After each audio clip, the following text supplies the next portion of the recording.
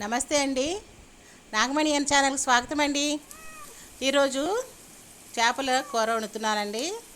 ఒకసారి మీరు కూడా ఆ రెసిపీ చూడండి.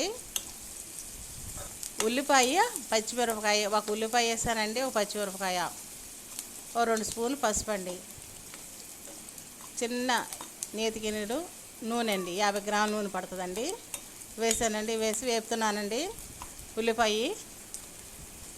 అందులోనే ఎల్లుల్లిపాయ, జీలకర్ర, ధనియాలు కూడా వేసానండి. ఇప్పుడు చేపలండి, గొరకలు అంటారండి, వీటిని ఇగురు పెట్టుకుంటారండి. ఈ చేపలని ఇగురు పెట్టుకుంటారు, సముద్రం గొరకలు అంటారండి వీటిని. చాలా బాగుంటుందండి, చికెన్ టేస్ట్ వస్తుందండి. వీటిని కనుక మనం చక్కగా వండుకుని అమర్చుకుంటే చాలా చక్కటి రుచి వస్తుందండి. సముద్రం గొరకలు అంటారండి వీటిని, చికెన్ టేస్ట్గా ఉండే గొరకలండి ఇవి. కాస్త ఉప్పు, 2 స్పూన్లు ఉప్పు వేసానండి, 2 స్పూన్ కారం వేసాను, 1/2 స్పూన్ కారం వేసానండి, కొద్దిగా నీళ్లు పోసానండి, చిన్న 1/2 కప్పు గ్లాసు నీళ్లు పోసానండి.